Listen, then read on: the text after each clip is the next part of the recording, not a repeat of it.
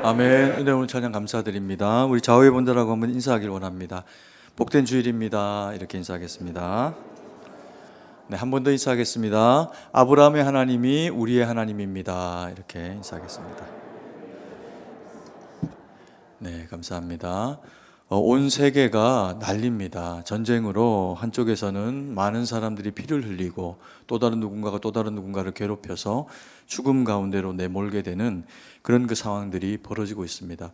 러시아는 이게 자기가 죽을 일이 될지 모르고 이 일을 타인의 그런 그 고통을 이제 유발하면서 자신의 뜻을 세워가려고 하는데, 하나님이 심판하시면 그 일이 어떻게 되겠습니까?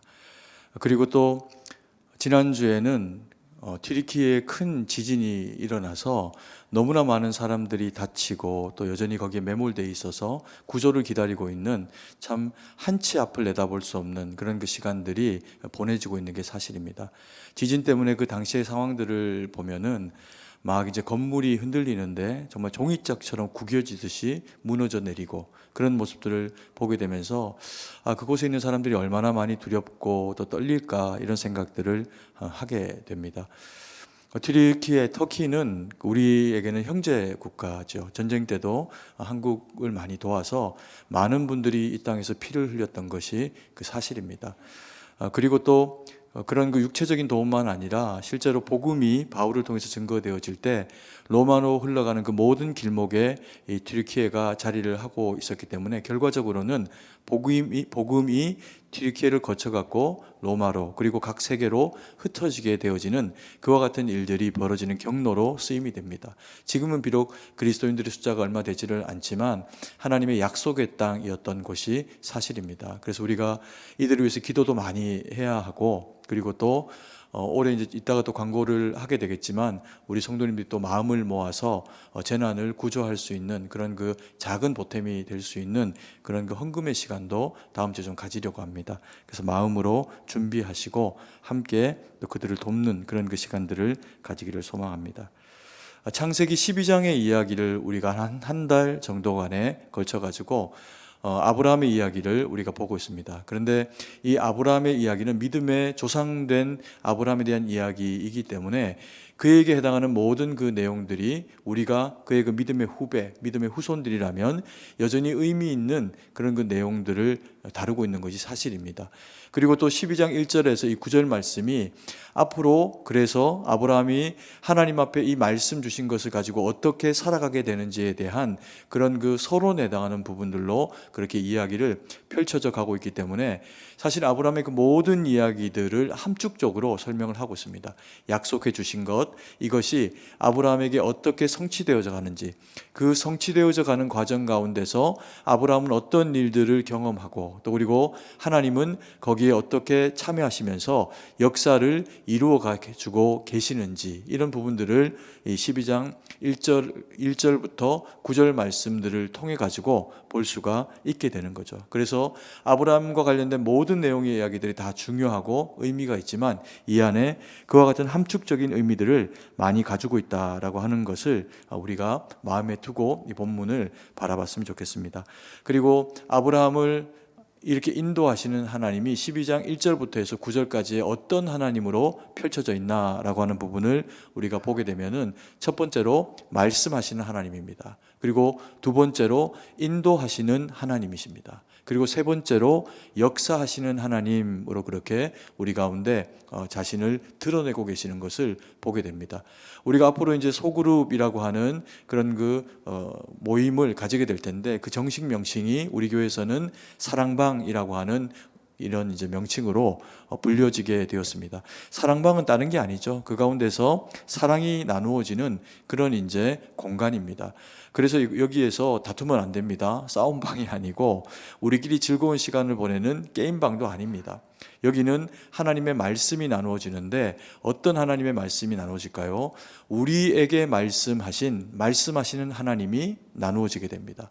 그리고 그래서 내 인생을 하나님이 어떻게 인도해 가고 계시는지에 대한 인도하시는 하나님이 고백되겠죠. 그리고 그래서 내게 어떻게 역사를 하고 계시나라고 하는 역사하시는 하나님에 대한 감사와 자랑이 그 사랑방 나눔 가운데서 이루어지게 될 겁니다. 그래서 이런 어떤 그 나눔들의 우리에게 가장 중요한 핵심이 되시는 하나님에 대해서 아브라함을 통해서 우리가 한 번 더 정리해보는 그런 그 시간을 가지려고 합니다.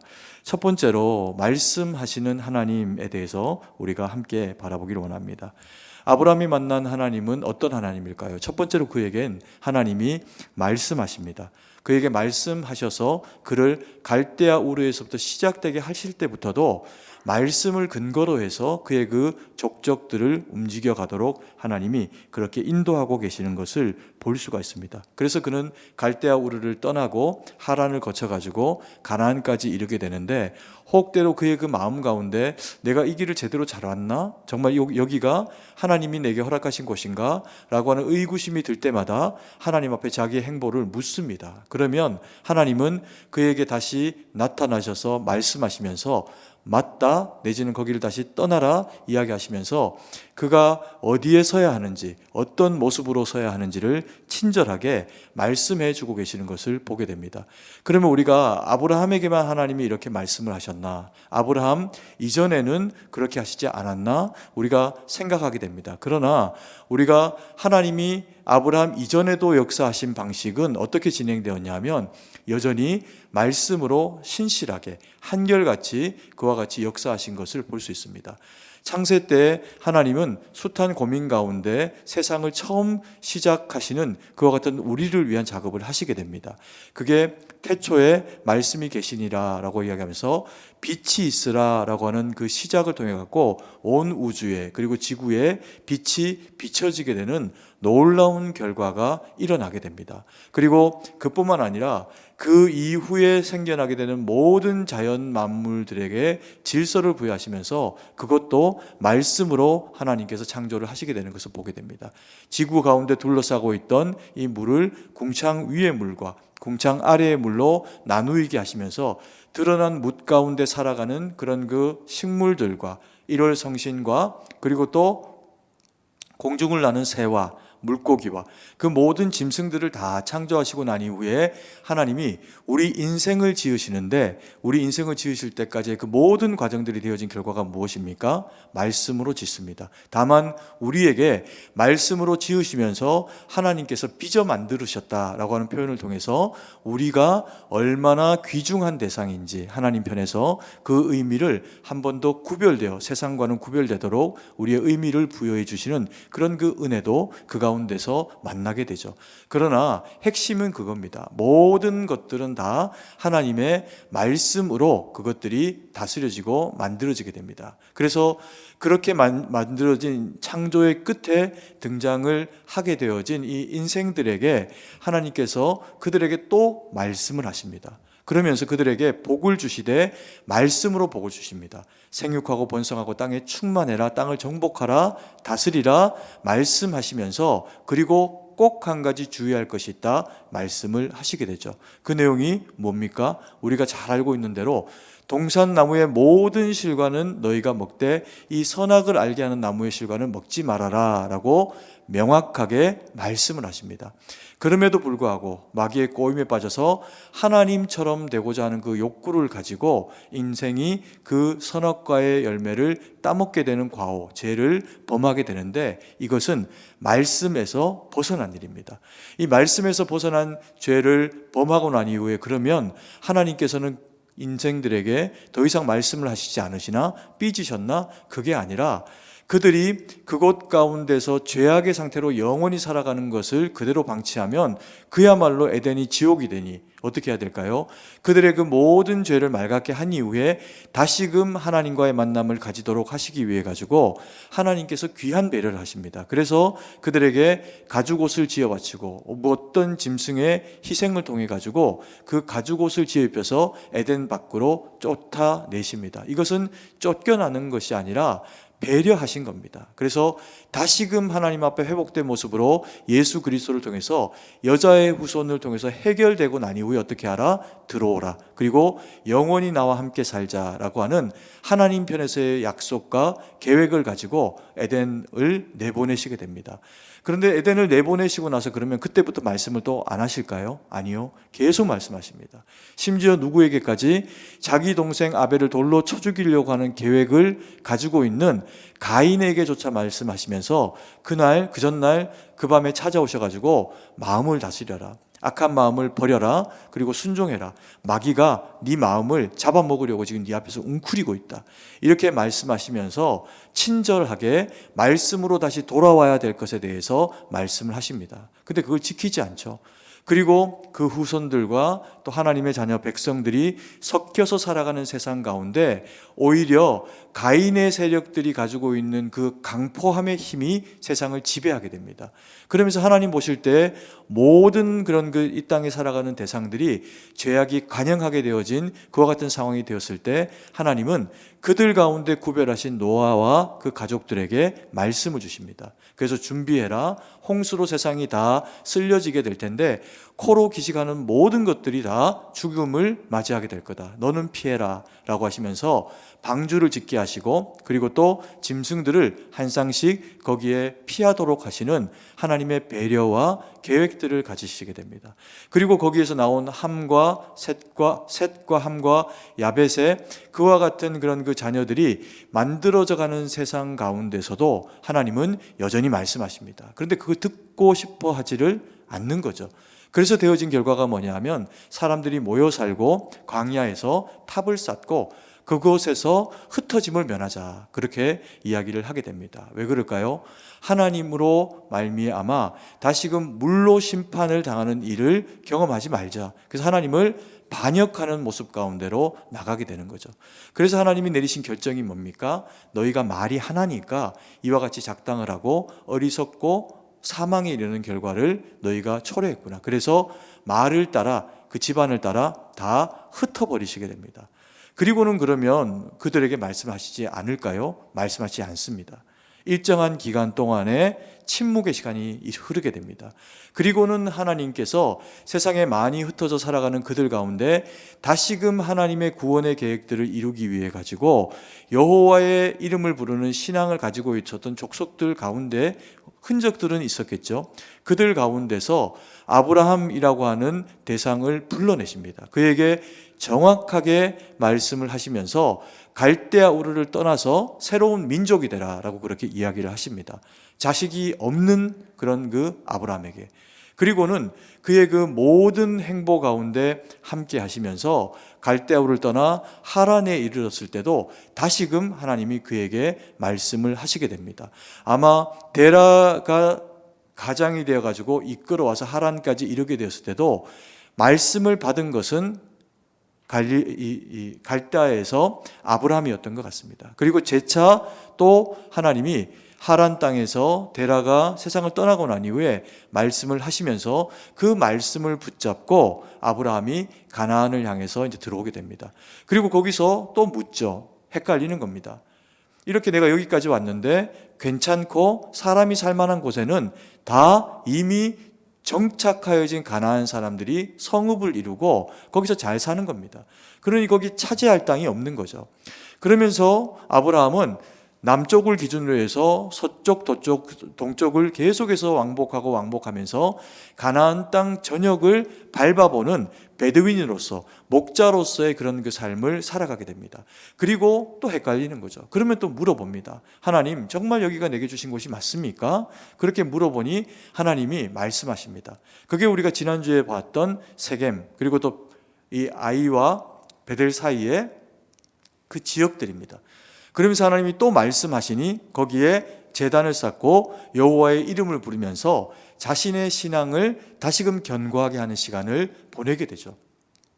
그리고는 어디까지 내려옵니까? 북쪽에서부터 서쪽, 동쪽에서 서쪽 계속해서 왕복에서 내려오면서 남방 끝자락에까지 내려오게 됩니다. 추정하기를 아마 가데스 바네아 정도가 아니었을까라고 생각이 되는데 거기까지 내려와서 심한 가뭄을 만나게 됩니다. 그 가뭄을 만나니까 당연히 살 길을 찾아가지고 아브라함이 말씀을 붙잡고 고난의 땅에서, 약속의 땅에서 살아가는 게 아니라 거기를 벗어난 행보를 하게 됩니다. 그 벗어난 행보가 애굽까지 가게 되죠. 애굽에 이르고 나니까 약속의 땅에서 멀어진 겁니다. 그러니 그에게 당장 일어나는 일이 어떤 일일까요? 약속이 사라질 위기에 처하는 겁니다. 당시의 세계 최강대국이었을 바로가 자기의 아내 사라를 뺏어가려고 하는 거죠. 사라가 있어야 자식을 보고 그리고 후대를 민족으로 이룰 수 있는 계기를 가질 수 있는데 그게 송두리째 흔들리는 기회를 가지게 된 겁니다. 그러니 하나님이 거기에서 다시금 급하게 등장하셔서 아브라함을 건져내시고 다시 약속의 땅 가나안으로 올리시는 작업을 하게 됩니다. 비단 이것이 말씀하시는 하나님이 아브라함의 인생을 그와 같이 말씀을 따라 이끌어 가신 것이 아브라함에게만 국한되어진 일일까요? 그렇지 않습니다. 이 모든 것들은 우리에게도 동일한 이야기입니다. 왜냐하면 하나님께서 아브라함을 믿음의 조상으로 세우셨는데 우리와 그는 DNA상 구조로는 하나도 일치되는 게 없을 겁니다. 그런데도 불구하고 하나님께서 우리를 믿음의 후손으로 그와의 영적 계보가 이루어지게 하면서 아브라함을 통해서 줬던 그 약속이 누구에게? 우리에게 이르게 하십니다. 그래서 우리가 아브라함을 바라보면서 그의 그 믿음을 배우고 바라는 대상이 되도록 하십니다. 그래서 우리에게도 하나님이 여전히 그렇게 말씀을 하시는 거죠. 그럼 우리에게는 하나님이 어떻게 말씀을 하실까요? 제일 흔하게 우리가 하나님의 말씀을 듣고 경험하게 되는 것은 예배입니다. 교회를 통해 가지고 하나님의 말씀을 듣고 그 가운데 나를 향한 하나님의 말씀이 무엇인지를 마음에 새기게 됩니다. 그래서 찬양을 드리건 기도하건 말씀을 듣건 찬양을 올려드리건 어떤 일이 되었건 그 가운데는 하나님의 메시지가 있습니다. 우리의 마음을 두드리시고 우리의 마음 가운데 찾아오시는 하나님의 음성이 있습니다. 때로 우리가 예배를 드리면서 그렇게 생각합니다. 오늘은 좀 감동이 되네, 마음이 좀 뜨뜻하네, 눈물이 나네, 은혜 받았구나. 그게 아닙니다. 그것은 우리로 하여금 살아계신 하나님의 성령의 감화 감동을 통해서 내가 너와 함께 하고 있다라고 하는 것을 알게 하실 따름이지 그 가운데는 분명히 반드시 메시지가 있다는 겁니다. 근데 우리는 하나님의 음성, 하나님의 이 말씀 메시지를 잘 못 듣습니다. 왜 못 들을까요? 우리의 고집과 옛자가 가지고 있었던 어리석음과 옛날에 이렇게 해가지고 반드시 실패했는데 또 이렇게 하는 겁니다. 그러면서 우리가 왜 내 인생은 잘 이렇게 뭔가 풀리지 않지? 라고 하는 이야기를 하게 되는 경우들이 있습니다. 그러나 그 안에 영적으로 하나님이 우리에게 무엇을 말씀하시는가에 대한 귀를 예배를 통해서 하나님의 말씀을 통해서 환경을 통해서 돌아보면 분명히 하나님은 우리 가운데 말씀을 하고 계시는 거죠. 이런 경우가 있습니다. 하나님이 말씀하십니다. 그러면 우리의 인생의 어떤 위기들이 예상되어지는 겁니다. 그러면 사람을 피하거나 상황을 피하거나 내 마음을 정돈하면서 하나님의 말씀 가운데 순종해서 나가게 되면 하나님이 보호하셔서 문제가 안 생기는 거죠. 그런데 여기에서 이제 한 칸 더 나가는 경우가 있습니다. 그런데도 불구하고 내 마음이 동의가 안 되는 겁니다. 그래서 내가 이걸 꼭 하고 싶은 겁니다. 이 선택을 하고 이 사람을 선택하고 이 상황과 말을 선택하고 싶은 거죠. 그래서 내 마음이 이야기하는 대로 툭 하고 뱉어내고 그리고는 결정하고 수용해버립니다. 그러면 어떻게 될까요? 당연히 문제가 따라옵니다. 근데 이 문제가 찾아올 때 두 번째로라도 그래도 잘하는 분들이 가지는 지혜로운 결정이 뭐냐 하면 그때서라도 자기를 돌아보는 겁니다. 그러면서 내가 1차 단계 이런 인생의 삶 가운데 어려운 질곡을 만났을 때 하나님이 나와 함께 하시면서 내가 좀 배제되었구나. 자기를 돌아보는 거죠. 그러니까 그렇다고 해서 모든 죄와 잘못 때문에 우리가 하나님 앞에 징계를 받는 것처럼 인생의 곤란함이 찾아오는 게 아닙니다. 때로는 내가 옳음에도 불구하고 육체의 후패함을 따라서 질병은 찾아올 수 있습니다. 나는 하나님의 말씀과 뜻 가운데 바로 서 있는데 세상이 나를 넘어뜨리려고 하니 그 세상에 휩쓸리게 되면서 내 삶 가운데 위기와 고난이 찾아올 수 있습니다. 그때도 하나님을 붙잡고 하나님을 의지하는 지혜로 그 길을 벗어나야 됩니다. 그런데 우리가 어리석게 되면 어떻게 될까요? 하나님이 예배를 통해서 교회를 통해서 지혜로운 믿음의 사람들을 통해서 경고하시고 말씀하실 때도 못 듣습니다. 그리고 우리 인생에 어려움이 찾아왔을 때조차도 어떻게 할까요? 안 듣습니다. 못 듣는 게 아니라 안 듣습니다. 왜요? 내 마음 가운데서 외치고 있는 욕구와 분노와 그리고 악함이 하나님이 말씀하시는 그 음성보다 크기 때문에 그렇습니다. 하나님은 어느 때나 말씀하십니다. 말씀하시지 않은 때가 한 번도 없습니다. 그러면서 우리의 인생이 완전히 망가지게 되는 어떤 계기까지 나아갔는데 거기에서도 돌이키지 못하면 많은 것들을 잃고도 그 고난을 통해서 하나님께로 돌아오는 작업을 못한다면 이게 진짜 망한 거라는 겁니다. 그래서 우리가 우리 인생을 하나님 앞에서 가장 아름답게 경영하는 일이 무엇인가? 그것은 하나님의 말씀을 듣는 귀를 가지는 겁니다. 그래서 말씀하시는 하나님과 교제하기 위해서 우리에게 반드시 필요한 마음의 장치가 있어야 되는데요. 이게 뭐냐? 순종입니다. 순종. 이 순종은 마음에서 되는 겁니다. 머리로 되는 것, 그리고 많이 배워서 똑똑해서 그래서 되는 게 아니고 마음을 통해 가지고 하나님 앞에 동의해 드리는 겁니다. 내 생각이 아무리 옳아도, 내 감정이 내게 무엇라고 강력하게 요청해도, 그러나 그것들을 따라 가지고 더 합리적으로 더 감정에 충실해서 행하는 선택들마다 세상 길로 가게 되어져서 하나님의 말씀과는 대치되어지는 상황이 우리 가운데 벌어질 수 있다면 결과적으로 나의 똑똑함도 내 마음에 나를 위해 일어나는 마음의 분노나 감정의 어떤 것도 내게 결과적으로는 도움이 되지 않고 내 스스로가 내 삶을 무너뜨리고 망가뜨리는 계기가 될 수밖에 없다는 겁니다. 그래서 이 순종은요, 행동으로 하는 것이긴 하지만 먼저 어디에서 동의가 되어져야 됩니까? 어디에서? 마음에서. 그래서 순종은 마음의 동의를 통해서 되는 겁니다. 이걸 너무 잘한 성경의 인물이 있습니다. 누굴까요? 다윗입니다. 어릴 때부터 여기에 탁월하게 주님 앞에 구별됩니다. 더 똑똑해서가 아닙니다. 남보다 물맷돌을 더 멀리 던질 수 있는 능력이 있어서가 아닙니다. 마음을 하나님 앞에 드리는 습성을 무슨 계기를 통해서인지 그가 선물로 하나님 앞에 믿음을 선물로 받습니다. 그리고는 곰을 때려잡을 때도, 사자를 때려잡을 때도 물매를 던지면서 믿음으로 여호와 이름으로 그 일을 합니다. 그리고는 그것이 장성한 때도 아닙니다. 형들이 군에 가고 자기는 형들을 위문하여 간 아직 소년 다윗에 불과함에도 불구하고 그의 귀에 들리는 소리가 있습니다.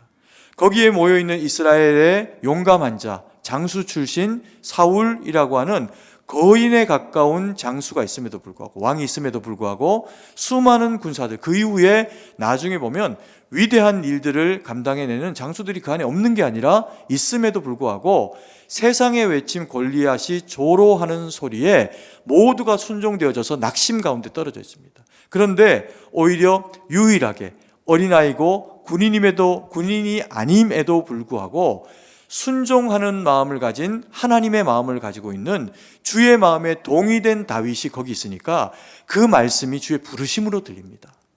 그래서 그가 할 수 있는 것, 칼을 차는 것, 갑옷을 입는 것, 그게 아니라 믿음으로 물맷돌 준비해 가지고 소를 지키기 위해서, 양을 지키기 위해서 사자와 곰을 때려잡았던 그 방식으로 나아가는데 물매가 아닙니다.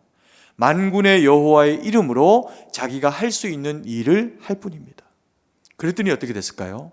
말씀을 따라서 그의 삶 가운데 역사하시는 하나님을 경험하게 됩니다. 그게 다윗이 우리 가운데 보여주는 능력입니다. 우리가 능력의 하나님을 경험하는 첫 번째 길이 그래서 뭐라고요? 말씀하시는 하나님을 만나는 겁니다. 예배 가운데 우리에게 찾아오셔서 강단을 통해서 고민하며 기도하며 준비하게 하신 하나님의 말씀이 주님이 우리 가운데 친히 하시는 말씀입니다. 그리고 큐티를 통해서 또 그리고 이후에는 우리가 명칭을 정했는데 이제 이 사랑방이라고 하는 소고를 통해서 나누어져야 되는 것도 뭘까요? 내게 말씀하신 하나님의 말씀입니다. 단순한 성경 공부의 장이 아닙니다. 하나님이 내게 어떻게 말씀하셨고 내 현재의 삶은 어떤 고난과 힘겨움 가운데 있는데 왜 이 말씀을 하나님이 내게 주셨는지, 리더와 함께 그리고 사랑 방원들과 함께 내게 주시는 하나님의 말씀을 나누는 겁니다. 거기 아까 말씀드렸듯이 요즘 내게 즐거운 일들, 뭐 그런 것도 이야기할 수 있죠. 그러나 내가 화제가 되어진 어떤 이야기거리가 거기를 장악하게 하면 안 됩니다. 하나님의 말씀이 장악하게 해야 됩니다. 혹 우리가 막 자랑하고 싶은 게 있으면 입이 막 근질근질하죠. 손주 자랑. 얘가 서울대를 가버렸네. 이걸 어떻게 자랑을 안 합니까? 저라도 자랑하고 싶을 거예요. 그때 어떻게 해야 됩니까? 세상 사람들도 그렇게 한다면서요. 5만 원짜리 이제 물가 올라서니까 한 장 아니고 몇 장 꺼내놓고 근데 손주가 자랑하셔야 됩니다. 이거는 그냥 웃으라고 드리는 말씀이고요. 거기에서 부동산 얘기하고 또 정치 얘기하고 그러면 누군가는 상처받습니다. 그걸 가질 수 있는 자의 이야기가 언제나 그걸 가질 수 있을까의 소망의 이야기가 되는 게 아니라 마음의 상함이 됩니다. 정치 얘기해 보십시오. 나는 파란색, 나는 빨간색, 그 안에서 이야기를 나누면 반드시 마음이 상하는 사람이 그 가운데 생기게 됩니다. 조금 더 세게 이야기하면 시원한 것 같지만 그걸 듣고만 앉아 있다가 마음이 상하는 사람이 생긴다는 거죠. 파란색이 답입니까? 빨간색이 답입니까? 아니요, 주님이 답입니다. 그리스도 예수의 사람이 빨간 쪽에 계십니까? 그러면 거기에서 말씀으로 살아내십시오. 주님의 복음의 사람이 파란 쪽에 계십니까? 그러면 말씀으로 거기서 말씀 아닌 것과 싸워내며 버티면서 살아가내십시오. 그래야 좌로나 우로나 치우치지 아니한 하나님의 나라가 복음으로 능력 가운데 우리 가운데 임하게 되죠. 이야기를 나누더라도 세상적인 자랑이나 관심을 가지고 하더라도 주님을 모시고 겸손하게, 예를 들면 만약에 손주에 대한 자랑을 하고 싶은데 얘가 서울대를 가버린 겁니다. 내가 보낸 것도 아닌데 지가 갔는데 뭐 어떻게 하겠습니까? 그런데 그런 손주에 대한 자랑을 할 때 누군가 지금 사춘기를 보내는 손주를 가지고 있거나 자녀를 데리고 있는 부모는 마음이 쓰라리겠죠. 부럽겠죠. 그때 이야기하는 겁니다. 하나님이 아이가 참 부족함에도 불구하고 말씀 붙잡고 예배드리고 주의 뜻 가운데 살아가는 이런 길을 여셨네. 그런데 걱정이다. 이 아이를 세상에 데려갈까 봐. 실제로 똑똑한 놈들 키워내 보십시오. 서울대 가고 연고대 가고 똑똑한 곳으로 간 아이들일수록 더 빨리 세상으로 갑니다. 왜요? 자기가 했거든 이게. 그리고 세상이 진짜 가르치거든. 중고등학교까지 못 배웠던 것들을 그 안에서 막 너무 달콤하게 가르치거든. 어떻게 세상으로 안 갑니까? 기도해달라. 이들이 정말 하나님의 손에 붙들린 일꾼이 될 수 있도록, 말씀 붙잡은 일꾼이 될 수 있도록 어떻게 해달라? 기도해달라. 그게 사는 길입니다. 믿음의 사람이 자랑할 것도 하나님의 역사요. 믿음의 사람이 붙잡을 것도 말씀하시는 하나님. 그래서 그 사랑방 가운데 내 이야기가 말씀을 통해서 고백되어지면요, 옆에 사람이 힘을 얻습니다. 심지어는 내가 아무것도 가진 것이 없고 연약한 사람인데 안 쓰러지는 거예요. 낙심하지 않는 겁니다. 낙심하는 게 당연한 상황 가운데 살아가고 있는데도 낙심은 안 하는 겁니다. 그 성도님이 무엇으로요? 고집으로 사는 게 아닙니다. 말씀 붙잡고 오늘도 버텨내고, 말씀 붙잡고 오늘도 살아내고, 마귀는 나를 쥐어짜고 죽이려고 하고 신앙 고백을 부정하게 만들고 넘어뜨리려고 하는 세상에 나를 자꾸만 내모는데 고백하는 겁니다. 울면서 자랑하는 거죠. 하나님이 오늘만 버텨내라 하셨다. 이 말씀 붙잡고 예배 가운데 오늘만 버텨내라 하셨다. 울며 고백해 주는 겁니다. 여러분, 그게 내가 살고 나하고 함께 살아가는 영적인 이웃들, 사랑방의 가족들이 사는 방식이 될 겁니다. 여러분, 말씀으로 관통되세요. 말씀으로 관통된 심장을 가지고 마음을 주님 앞에 드려야 할 수 있는 것이 순종입니다. 그 순종하는 주의 백성들에게 하나님이 뭘 하시는 줄 아십니까? 두 번째, 인도하시는 하나님을 경험하게 됩니다. 인도하심, 이끌어가는 거죠. 이것을요, 이스라엘 백성들은 아브라함의 후손으로 살아가면서 마음에 새기고 살아갑니다. 이것도 잘한 사람이 누굴까요? 다윗이죠. 그가 어느 날 푸른 초장에 뿔을 뜯고 풀을 뜯고 쉴 만한 물가에서 쉬고 있는 양들을 봅니다. 상상일 수도 있죠. 중요하지 않습니다. 그런데 그게 양이 자기인 거예요. 이스라엘 백성인 겁니다. 하나님이 이스라엘 백성을 그렇게 인도해 오셨고 지금 풀 뜯고 살도 있도록 쉴 만한 물가에 쉴 수 있도록 하나님이 우리를 살만하게 하셨다는 겁니다. 배신하지 않은 거죠, 다윗이. 이게 잘된 게 나 때문이구나. 나 때문에 우리 백성들이 잘 사는구나. 이런 생각을 하지 않았다는 겁니다. 그런 생각을 할 수 있을 만한 어떤 상황이 찾아올 때 누구를 돌아본 겁니까? 목자 대신 하나님을 돌아본 겁니다. 여러분, 양에게는 길이 있습니다. 양에게는 푸른 초장이 길이 아닙니다. 양에게 길은 목자입니다. 목자가 가는 곳, 목자가 양을 인도하는 곳으로 갈 따름입니다. 그때 때로는 멀쩡하게 푸른 초장을 두고 골짜기로 들어가는 겁니다. 왜 그럴까? 늑대가 있고 사자가 있고 곰이 있으면 어떡합니까? 피해야죠. 보름달이 떴네요. 다 대낮처럼 보이는 겁니다. 사자가 움킬 수도 있고 밤에 맹수들이 찾아올 수 있는데 목자가 골짜기에서 그 밤에 내려와 걷게 합니다. 목자가 있으니 피하게 합니다. 낮에 해가 그렇게 떼약볕이 내려지는데 굳이 거기를 걷습니다. 어떤 때는 피하게 합니다. 목자가 길입니다. 그 목자의 길을 따라간 양이 쉴만한 물가를 경험하고 푸른 초장의 꼴을 경험하게 되는 이야기. 이게 시편 23편의 이야기입니다. 우리의 삶이 그와 같다는 거죠. 하나님이 우리를 그렇게 인도하신답니다. 왜요? 우리가 양이라며. 우리가 하나님의 구속하신 택한 양이기 때문에 주님은 우리를 그렇게 인도하실 수밖에 없다는 겁니다. 그래서 목자 되신 주님이 우리를 인도하시니 이스라엘 백성만 아니라 오히려 이스라엘 백성에게는 예수님 이후에 말씀이 끊어져 버렸는데 복음을 받은 수많은 백성들 그리스도인들에게는 하나님이 여전히 말씀하시면서 이건 해라, 이건 하지 마라, 술 마시지 마라, 담배 피지 마라, 나쁜 짓 하지 마라, 남을 속이지 마라, 음란히 행하지 마라, 숱한 말씀들을 우리에게 지금도 말씀하시면서 우리의 삶의 행보를 동의를 이끌어내시면서 인도해 가시는 겁니다. 그래서 때로는 그것이 쉽지 않습니다. 세상이 약한데 이렇게 하면 돈이 된다, 이렇게 하면 이게 유익하다, 이렇게 하면 이게 너에게 훨씬 더 합리적이고 이건 뭐 죄도 아니야 이야기하면서 꼬셔댑니다. 이야기를 하는 거죠. TV 한번 켜보십시오.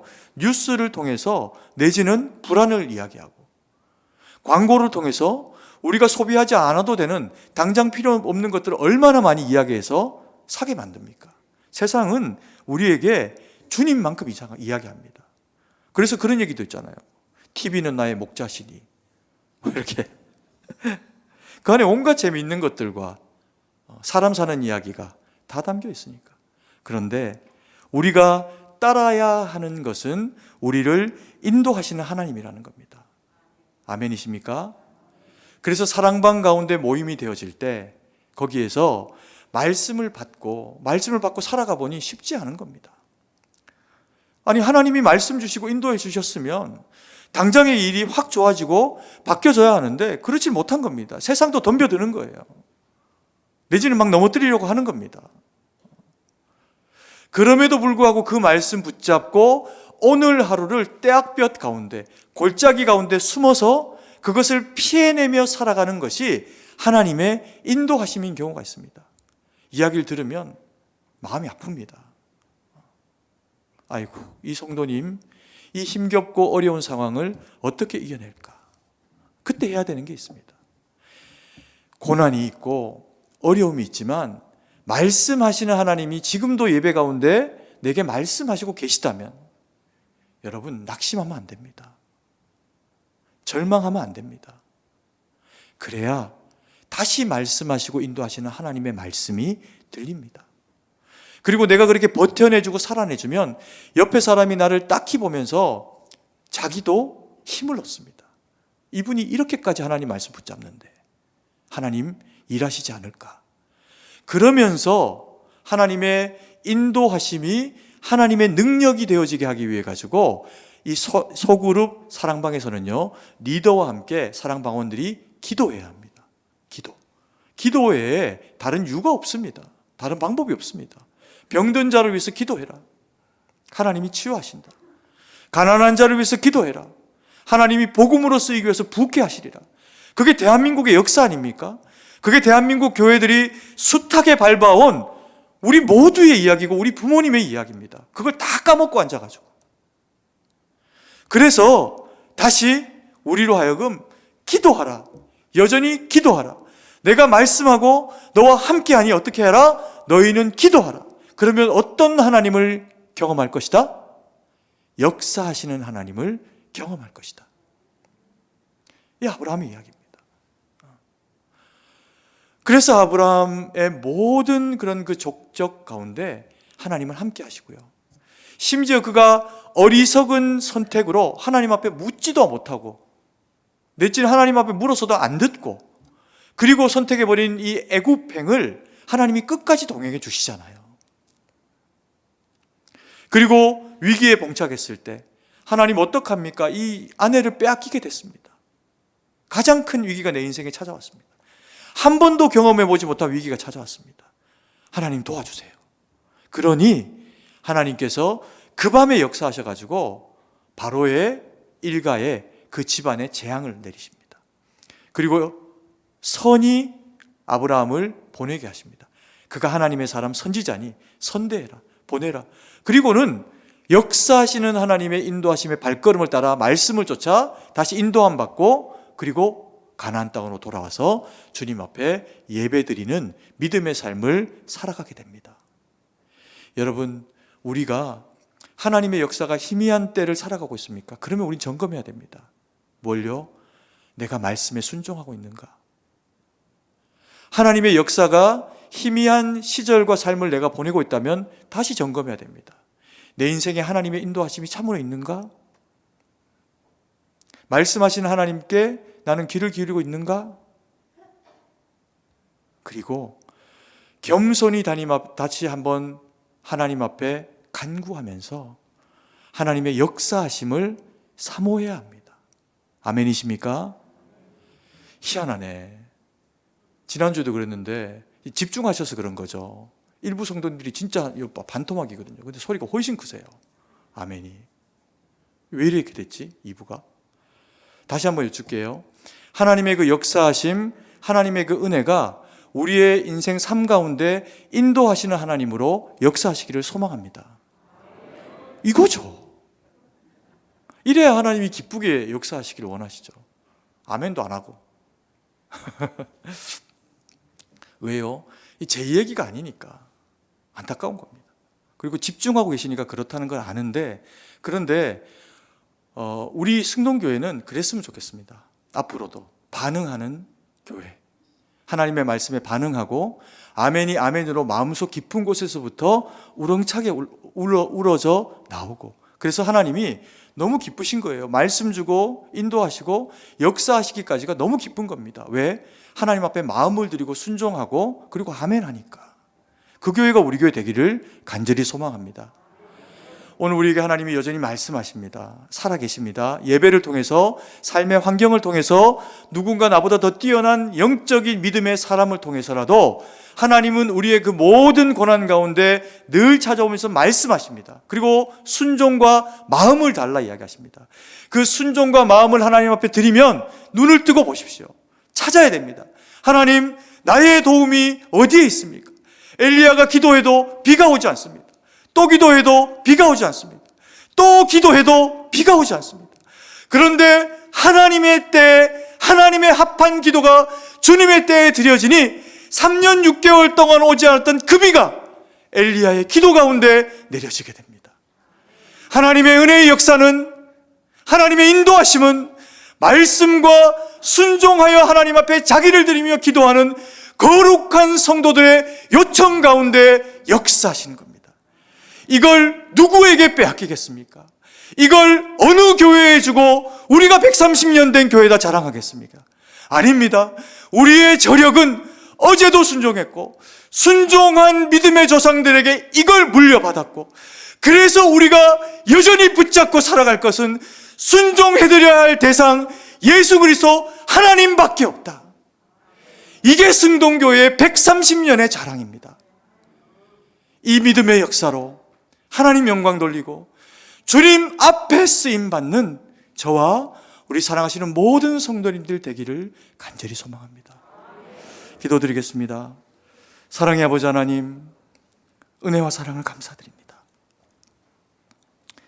오늘도 우리에게 말씀하셔서 말씀 없는 세상에, 말씀을 저버린 세상에 말씀 없이 살아가지 않도록 우리를 배려하시고 말씀하시니 감사드립니다. 아버지 하나님, 우리가 주신 말씀에 순종하고 마음을 들여 순종해서 아버지 하나님, 그래서 우리를 이끄신 하나님의 인도하심을 순종 가운데 경험하도록 도와주시옵소서. 때로 우리가 연약해서 불순종을 선택할 때조차라도 주여 우리를 미쁘게 보시고 주여 우리를 불쌍히 여기셔서 아버지 하나님, 우리를 그 사망과 음침한 골짜기 가운데 버려두지 마시고 아버지여, 승동에 속한 권속이면 누구라도 다시 말씀으로 회복되고 주의 인도하심을 경험하고 살 길을 열어 주시옵소서. 그래서 우리가 오직 주께 영광 돌리는 겸손한 양, 겸손한 주님의 백성으로 살아갈 수 있기를 간절히 소망합니다. 주님께 모든 것을 의지하고 감사드리며 살아계신 주 예수님 이름으로 기도드립니다. 아멘.